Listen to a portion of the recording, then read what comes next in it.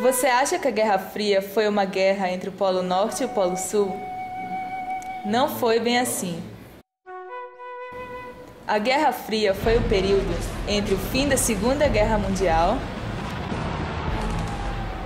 e a extinção da URSS. Assiste a um dos momentos mais importantes da história, a renúncia de Mikhail Gorbachev. É o fim definitivo da União Soviética.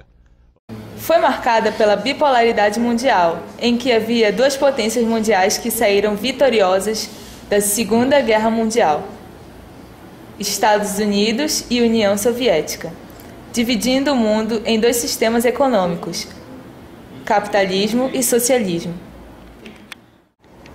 No entanto, esta divisão econômica só pode ser correta com uma série de exceções e apenas para o período pós-Segunda Guerra Mundial, até a década de 1950. Logo após, nos anos 1960, o bloco socialista se dividiu. Além disso, muitas das disputas regionais envolveram estados capitalistas, como os Estados Unidos, contra as diversas potências locais mais nacionalistas. A União Soviética ficou controlando os países do leste europeu, e os Estados Unidos controlando a América, o Japão e parte da Europa sob sua influência. Apoiado na doutrina Truman, o governo norte-americano prestava ajuda militar e econômica aos países que se opunham à expansão comunista e auxiliava a instalação de ditaduras militares na América Latina. O Plano Marshall, por exemplo, resultava na colocação de 13 bilhões de dólares na Europa. A URSS preferia uma política isolada, a chamada Cortina de Ferro. Ajudada pelo Exército Vermelho, transformava os governos do leste europeu em satélites de Moscou. Havia um grande medo de que essas duas potências entrassem em guerra, pois resultaria em uma guerra atômica, capaz de acabar com o planeta naquele momento. Entretanto, para haver uma guerra, alguém tem que guerrilhar. Por isso, essas duas potências apoiavam guerras entre países menores, como, por exemplo, a Guerra do Vietnã e a da Coreia.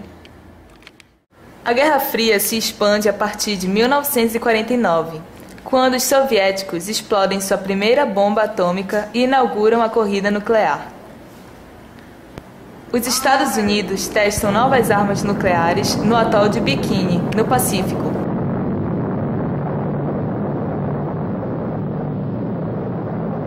E, em 1952, explodem a primeira bomba de hidrogênio. A URSS lança sua em 1955. As superpotências criam blocos militares reunindo seus aliados, como a OTAN, que agrega os anticomunistas, e o Pacto de Varsóvia, do bloco socialista. A corrida espacial foi uma das formas de manifestação da rivalidade entre os Estados Unidos e a União Soviética.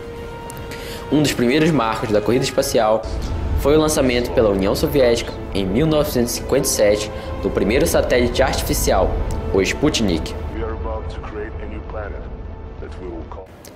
4 anos depois, os soviéticos promoveram o lançamento da nave espacial Vostok 1, tripulado por Yuri Gagarin, o primeiro astronauta a fazer o voo orbital em torno da Terra.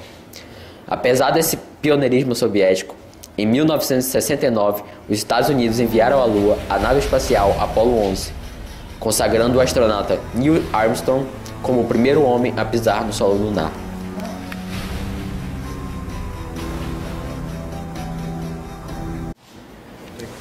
Com a descoberta da instalação de mísseis soviéticos em Cuba em 1962, os Estados Unidos ameaçam ataque nuclear e abordam navios soviéticos no Caribe.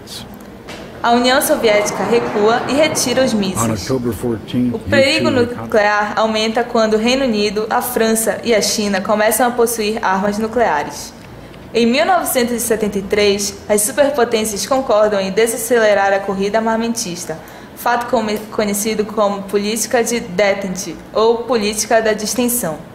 Esse acordo dura até 1979, quando a União Soviética invade o Afeganistão. Em 1985, com a subida ao poder do líder soviético Mikhail Gorbachev, a tensão e a guerra ideológica entre as superpotências começaram a diminuir. O símbolo do final da Guerra Fria é a queda do Muro de Berlim, em 1989. A Alemanha é reunificada e, aos poucos, dissolvem-se os regimes comunistas do leste europeu.